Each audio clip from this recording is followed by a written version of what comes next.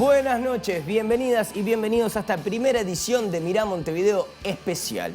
El pasado 8 de junio, en la sala del museo, se presentó uno de los mejores guitarristas de todos los tiempos. Estoy hablando de Steve Vai. Por suerte, tuvimos la oportunidad de tener una hermosa charla minutos antes de su presentación. Si les parece, la vemos.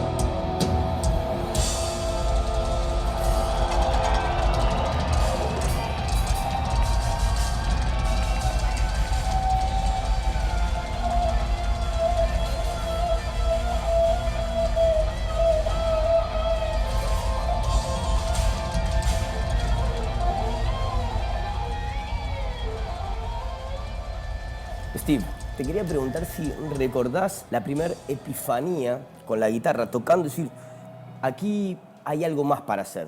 It's a new world, un nuevo mundo en la guitarra. Well, that still happens. Yeah? Yeah, because every day that you play and you're interested, you discover new things. But I think my first epiphany came just for music. I was 4 years old, and I hit a piano.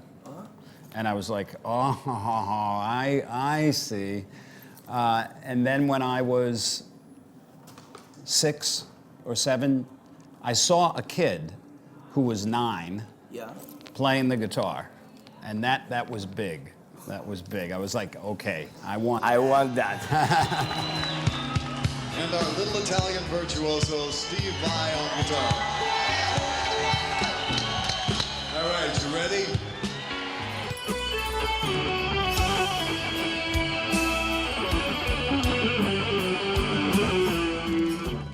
¿Qué te acompaña hasta el día de hoy de tu época de Frank Zappa, de estar tocando con Frank, y que se mantiene al Steve del día de hoy?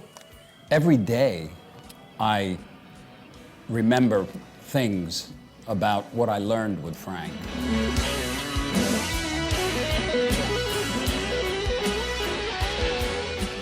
Because he was very independent. He did what he wanted to do. He did what was interesting to him. He didn't expect anybody to do it for him.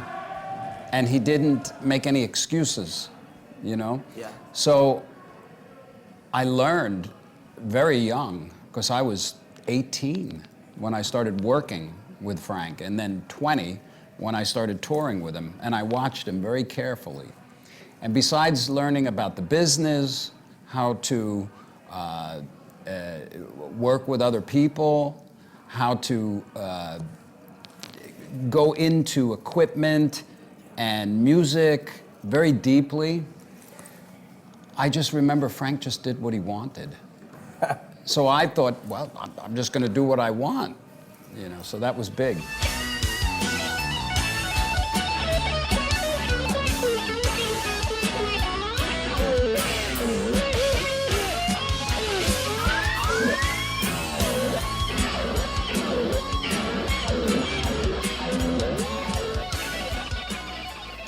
Steve, me gustaría que me contaras, porque me gusta mucho la anécdota de tu primer show con Frank Zappa, y tú le preguntaste sobre cómo estuvo. Era tu primer show, él te dijo algo. Yeah, it was after the first show. Yeah. So you can imagine I was concerned, you know? Yeah. And it was the next morning, and we were having breakfast. And I said, how was I? And Frank said, I think you're a very good guitar player, but your tone sounds like an electric ham sandwich. And I said, well, why? Because I got the guitar, I got the amp. And Frank said, because he used very little words, you know, and he said, the tone is in your head. What does it mean? What it means is it took me time to understand what it meant. But what it means basically is the way you sound is based on how you hear yourself in your head. So if you're not creating in your mind a better tone, you won't get there. So I started to listen very carefully to the way I was playing. And it was really in the playing.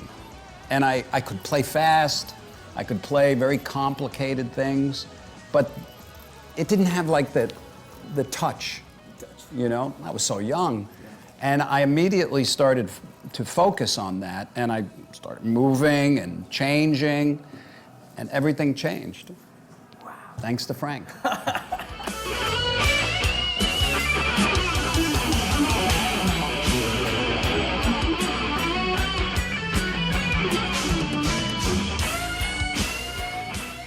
Acá, ¿hay lugar para el cerebro cuando se toca en vivo o es solo emoción y espiritualidad?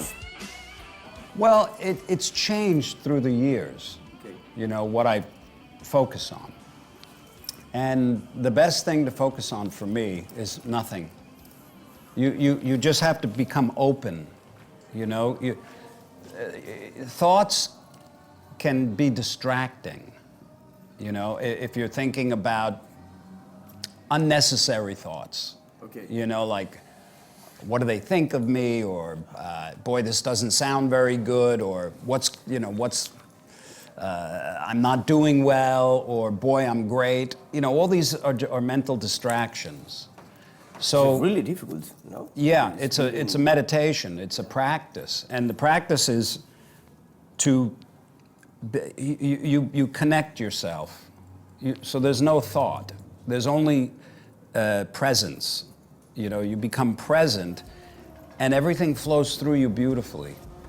And if I think of anything, it's relax. Relax the body, relax the mind. And then there's a connection that's very intimate that I feel. And I always think, I'm a performer. Yeah. I'm performing a service for people. I'm an entertainer for people. And it's my job to engage them, to lift them up, to give them something just that's different than anything in their life, you know, just for a couple of hours, you know, and share the melodies, you know. So I play the melodies and I push them into the people. You know, I make an effort. It's a connection, you know. And that has been deepening through the years. And I can feel it in the audiences.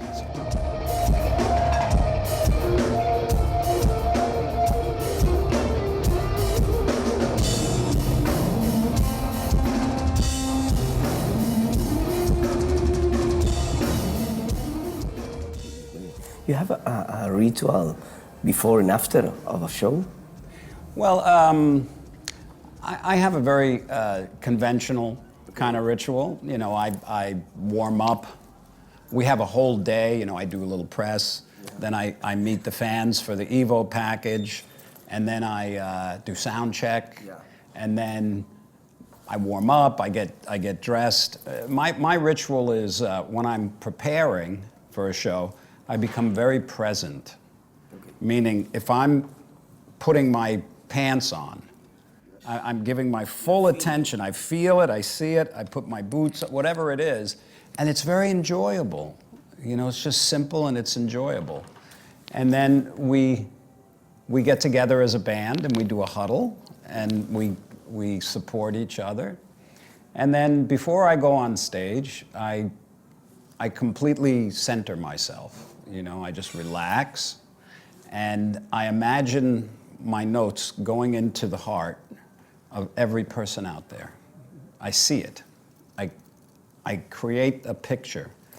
And then there's this beautiful zone, mental, psychological zone of, it's almost like floating, you know? It's like, sometimes I feel like my feet are like this high off the ground, you know? And it's beautiful, beautiful. It's just so, it's delicious.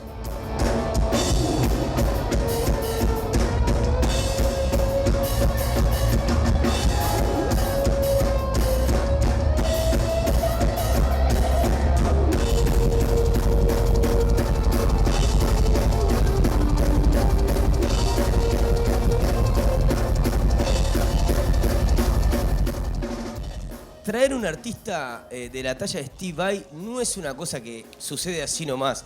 Para eso tiene que haber gente laburando atrás. Y tenemos el agrado y la oportunidad de charlar con sus responsables de la productora Blast. Está sucediendo todo en este momento y tuvieron la amabilidad de compartir un par de palabras. Primero, ¿cómo es el contacto cómo se da el contacto con Steve Vai? Y después empezar a visibilizar la posibilidad de traerlo. Y mirá, nosotros estamos en contacto con varios tour managers que nos ofrecen shows, ¿viste? Entonces, bueno, después se bajan los negocios, se empieza a ver si sirve para Uruguay. Uruguay no es tan fácil. Cuando se ofreció Steve Vai, nos tiramos de cabeza, por supuesto. Era un artista que lo queremos desde siempre y era irreal, ¿no? Traerlo a este monstruo. ¿Cómo eran las sensaciones de decir, bueno, nos embarcamos en esto? Y es un artista clase A. Siempre cuando traes un artista de ese nivel, decís, tendremos la equipación, la infraestructura, exige equipación, esto, pero es un artista que admiramos y hay que mandarse. Y que nunca dudamos de este show, ¿no? Era un show que sabíamos que iba a funcionar. Es un artista muy importante. Como dijo Matías, es un artista clase A. Bueno, surgió la posibilidad de traerlo para acá, nos preparamos para hacerlo y acá estamos.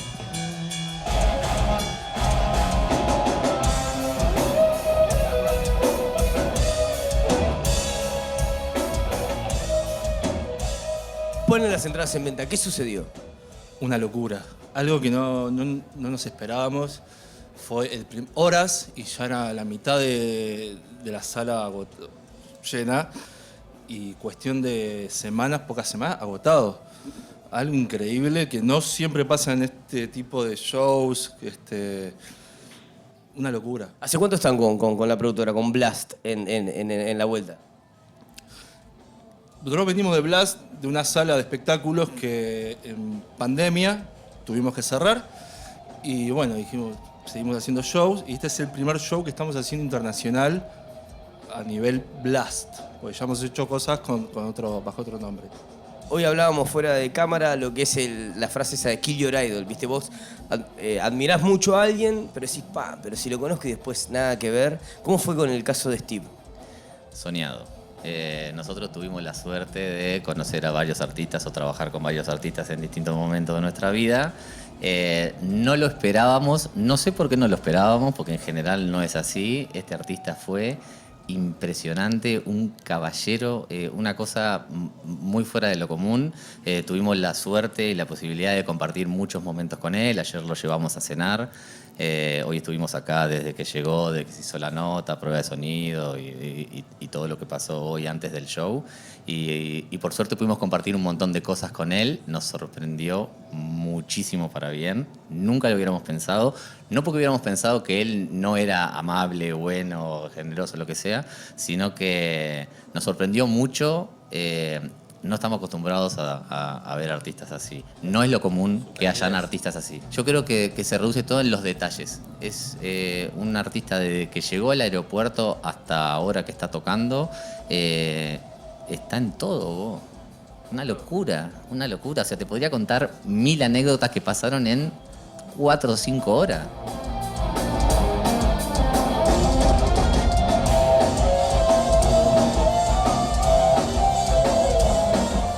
En este tema, cuando vienen artistas internacionales de la talla como por ejemplo Steve Vai, siempre como un fetiche de saber, bueno, che, ¿qué habrá pedido? O alguna sandía cuadrada o algún tema. ¿Cómo fue en el caso de este artista, Matías?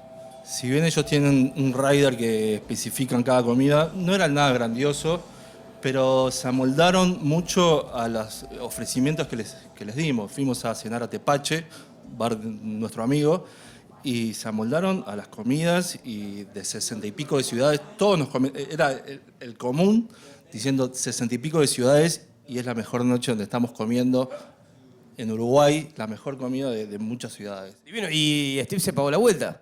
Se pagó la vuelta. Se pagó toda la Llegó, se sentó y dijo, el alcohol lo invito yo.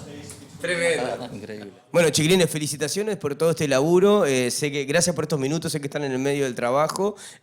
Felicitaciones una vez más. Y bueno, por muchos más shows. Esto recién arranca. Vamos, Blast, con Tuti. Muchas gracias por todo, gracias por cubrir el show.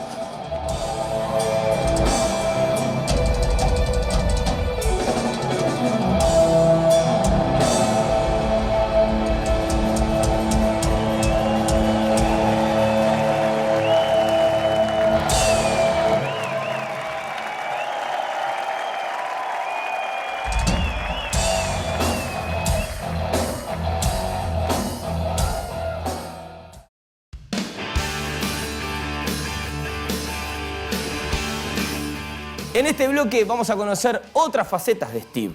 Una, se podría decir como de luthier, estuvo pensando durante 7 años una guitarra monstruosa llamada Hydra y lo logró. Y a su vez también esa parte de docente que tiene durante la pandemia compartió mucho conocimiento, así que si les parece nos metemos de lleno en este bloque.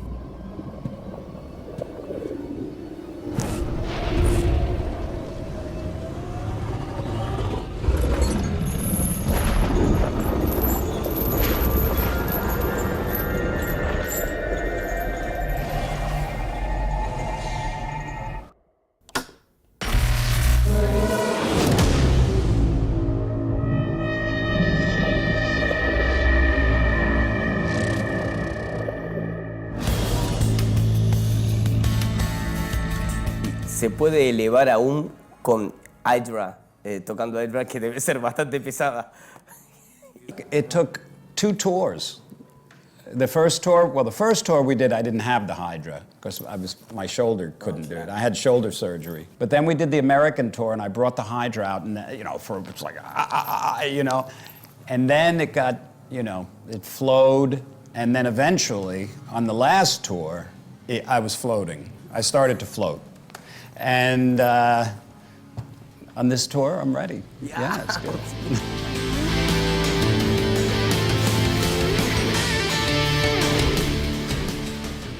I've always been interested in multi-neck guitars ever since I saw Jimmy Page, with the double neck. Yeah, okay. And through my whole career, I've worked on various kinds of multi-neck guitars. I had the big hard guitar, but it never seemed to be enough.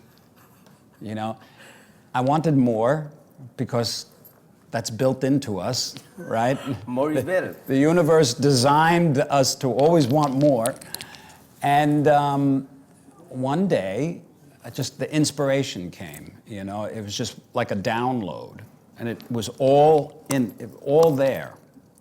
And if I was to verbalize the instant of inspiration, I would say, I told myself, you're going to design a guitar that can carry an entire song.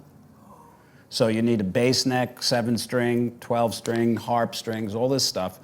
And you have to write a good song that's enjoyable, and it has to have a great melody, And I saw myself navigating the entire instrument in my mind. I didn't know what the song was. I didn't know what the guitar was going to look like, but I knew it was like a challenge, like a psychological challenge, like a Rubik's Cube. Yeah.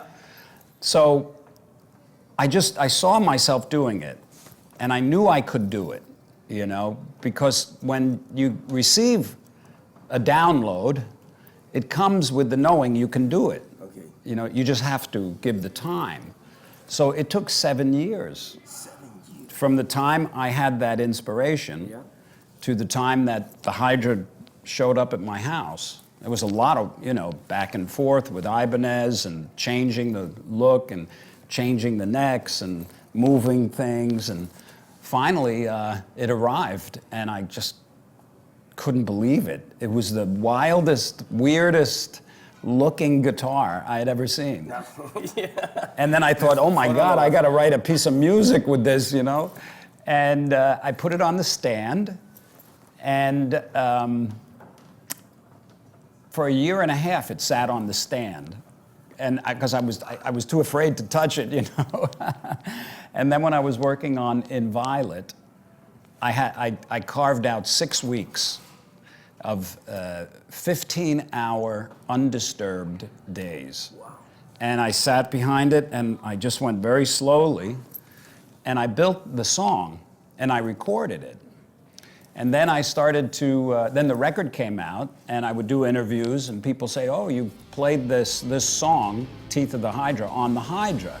And I said, yeah, that's all on the Hydra. And they say, oh, and I say, no, it's everything you hear is being played at the same time. And they go, oh, cool. And I said, no, wait a minute. And I show them a video of, like, in the studio, and they're like, oh. So I knew I had to make a video. And the video was difficult because I wanted to stand up. So we had a special belt made that held the Hydra, but it's very heavy. And you can't move it like a guitar. Guitars go like this.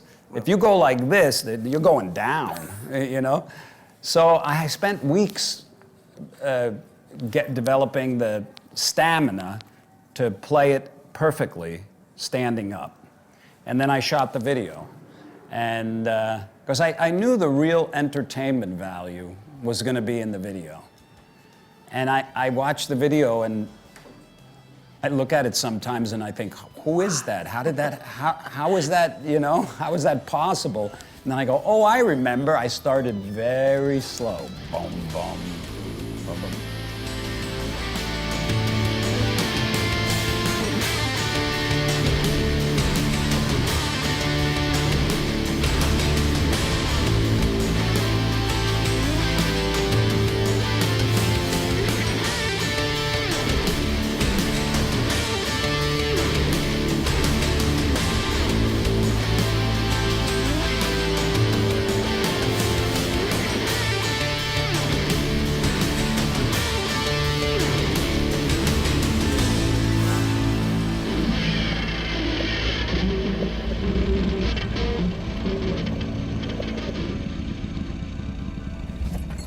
Steve, has sido siempre muy generoso en dar clases, en mostrar tus conocimientos.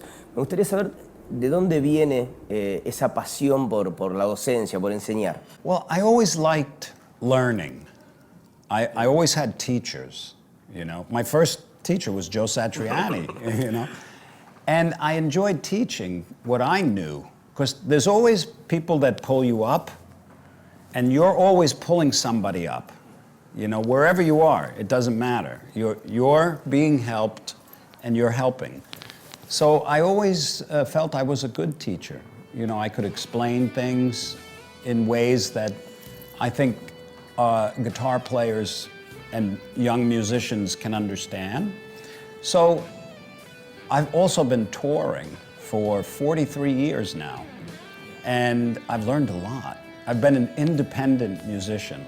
I've always run my career myself. I've always been in control of my own music. And I've toured, and I've learned so much, and I've made a lot of mistakes. And I feel it's not like it's a responsibility, but it's a joy to be able to share that with people who have questions for themselves. How do I navigate the music business?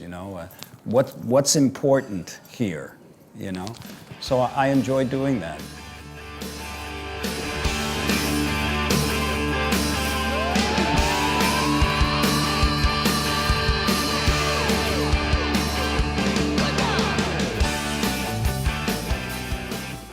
Hace nada salió tu disco By Gosh, que fue grabado hace como 30 años.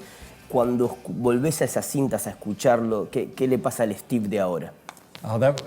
I'm so happy that I had recorded that record and that I released it now, it was, if you look at my catalog of music, it's very diverse.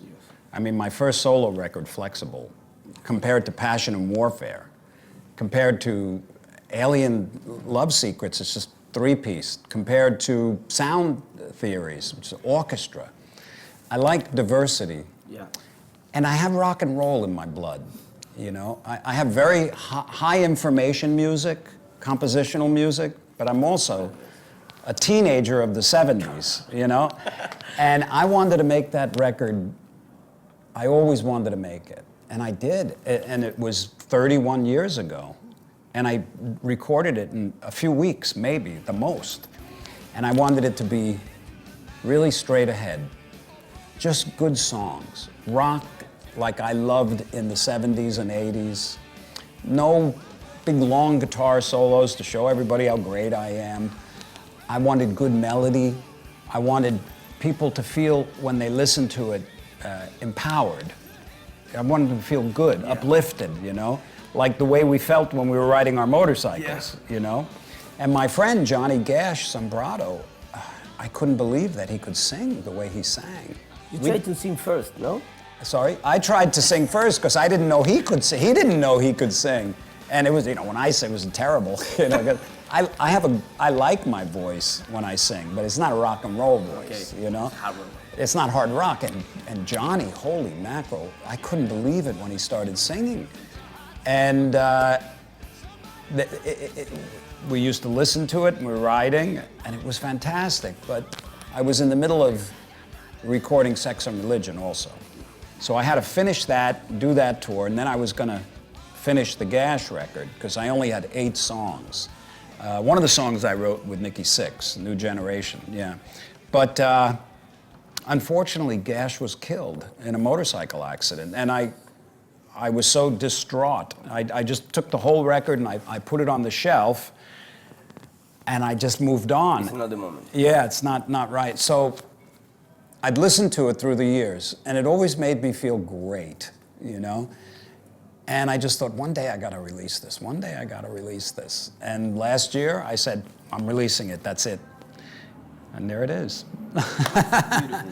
Thank you. I'm so surprised at the success of that record. I know, it's like it's on the radio in America, and the fans like it, and the press like it, you know, because it's very simple.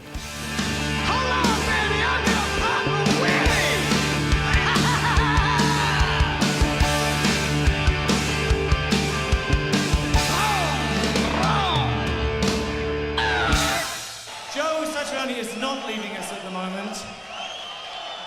He's staying right here, okay?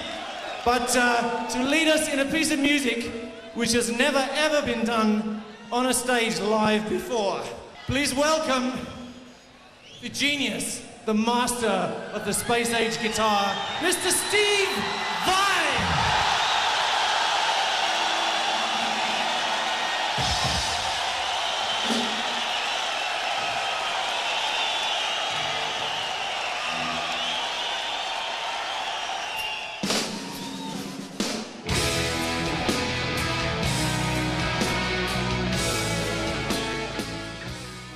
¿Has tenido momentos aprendiendo, tomando clases de frustración?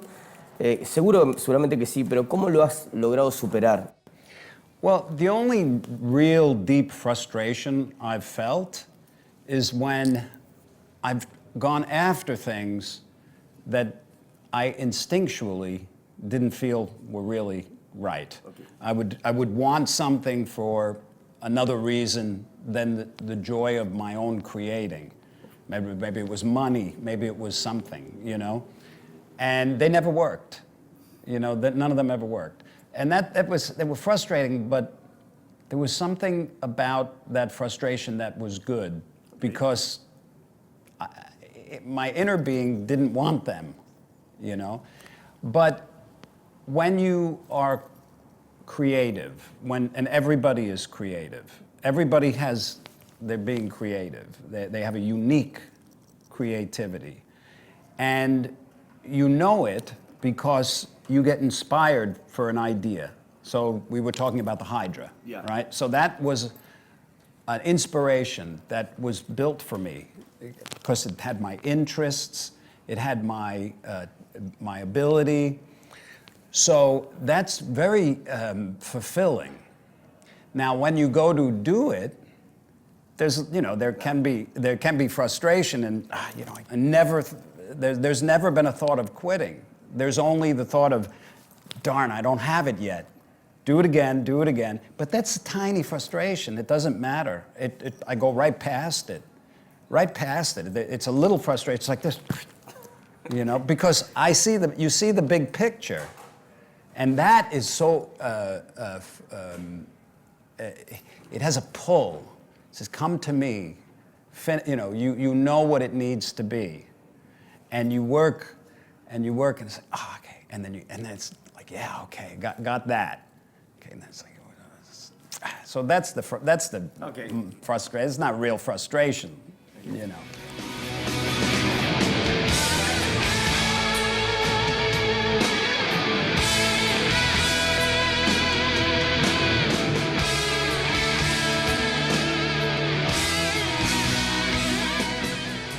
Es el Steve de los 30 años atrás, se siente igual que el Steve de ahora, estando de gira. The Steve has a lot of gray hair.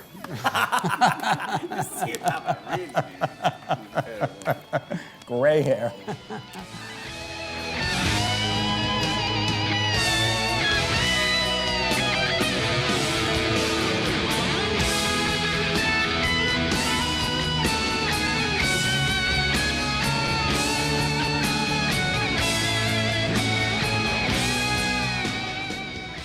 When you find something you love to do, whatever it is, it could be cooking, it could be interviewing, it could be running the camera, whatever it is, if you really find satisfaction and you stick with it, you must expand, you must innovate yourself, So the biggest difference between me now and then, well, also, with age, you chill out more. Okay. You are less intense, and more comfortable in your skin. I'm much more comfortable in my skin. I don't mind criticism. I don't mind little problems. Things always, there's always challenges. And it's like, okay, so what? So you either, what's the worst that can happen? You don't do the show. That's happened, But you learn to not take things so seriously. And then everything flows so much better, so much easier.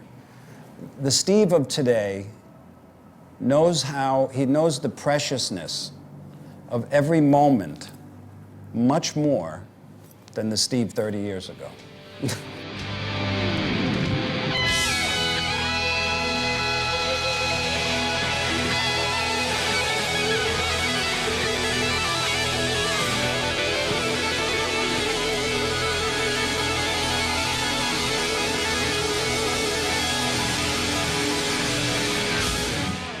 Llegamos al final de esta primera edición de Mirá Montevideo Especial. Una hermosa charla junto al guitarrista Steve Vai. Y bueno, esto es el primero de varios, así que espero que lo hayan disfrutado tanto como nosotros. Nos vemos en el próximo.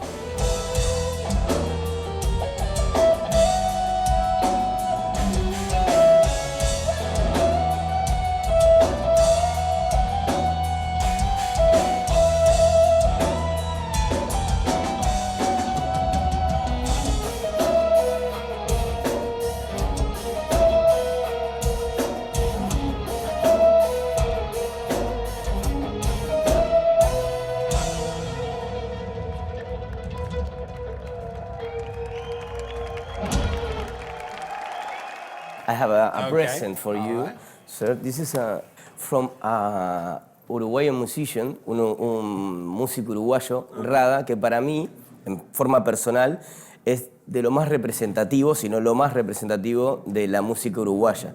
Es una música fusión, es un disco para que él se lo lleve y que lo escuche cuando quiera. Oh, how nice. You'll be here today. Yeah. Oh, thank you very much. It's used, o sea, es de mi colección, lo tenía From acá. his personal collection, so that's why it's all Really? used. It's not a brand new record. Oh but- my goodness. Yeah. Okay. Thank you so much. I hope you enjoy the show. Thank you, sir. This is Thank for you. you. All right, thank Okay. you.